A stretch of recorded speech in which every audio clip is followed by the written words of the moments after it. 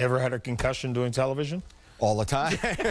It only seems that way. Stick around. Coming up next, we will have a very interesting and inspirational story.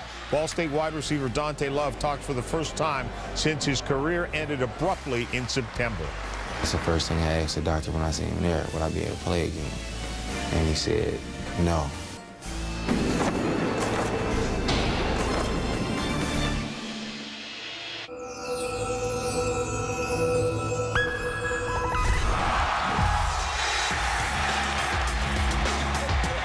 We've got football on ESPN2 Wednesday night. Nate Davis leads number 17 undefeated Ball State against MAC opponent Northern Illinois. The start of a tough four-game stretch, although the Cardinals have outscored their MAC opponents 151-60 this season.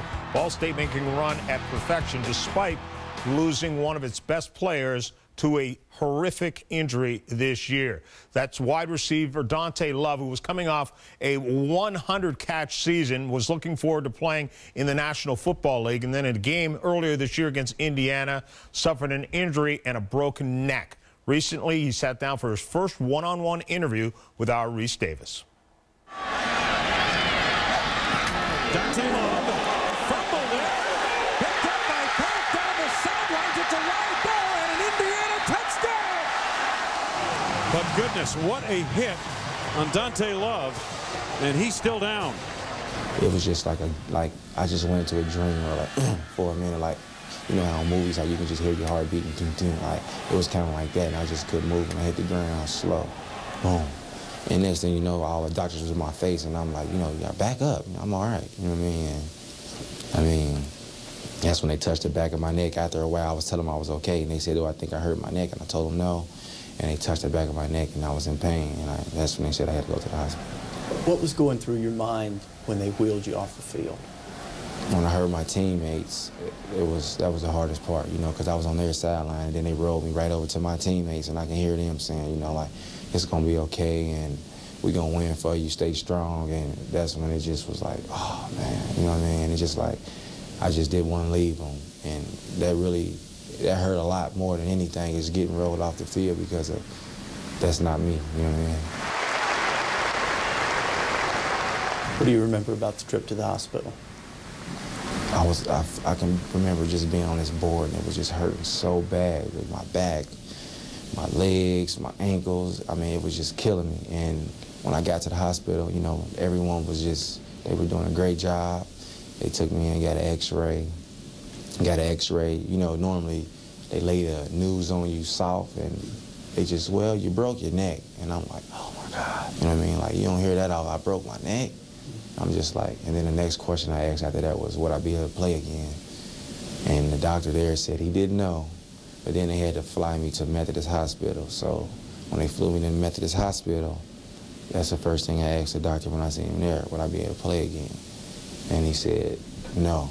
And that's when I just took a deep breath, and I was like, I just thought, you know, football's been my life since I was 8 years old, so. And it was hard, and I dropped one tear on my right eye, I can remember.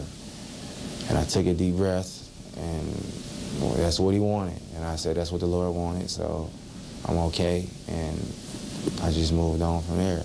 What was the most difficult part of, I know you're still doing the rehab, but when you're trying to walk again, what was the most difficult part for you? I really thought that all, you know, the fight I had in me, that I was just going to give up because I couldn't do it, and it was so hard to stand up. My legs wasn't working right. I was feeling sick. I was about to pass out every time, and it was hard, and I really didn't think that I can do it, and I was starting to, you know, give up. And I mean, I don't know if it was the next time they got me up and I was able to walk out in the hallway, go down, and it was okay, but then the next day I was just getting stronger and stronger, and it was just, I don't know, it was just, I was just coming alive again, and it was just, I just couldn't believe it. And then after that, I just was, you know, coming back to myself. I was starting back to fight again, and it was just unbelievable. And as much as we all love football, and obviously he loves football, it shows what's important, right? You know, it puts things in perspective for you, no doubt about it. It was great to see him walk into that press conference and that he's in good spirits. And he's a communications major, so You might be able to take your job. Oh, yeah, absolutely. Take it now. I'm on permanent vacation. Come on in. He's got his eyes on it. All right, stick around. Viewer participation is required next. Doug will answer a few of your emails in Extra Points. It's all coming up on College Football Live. Coming up the near sideline. He's got blockers. Cuts inside at the 10-5. Dives for the end zone. Touchdown!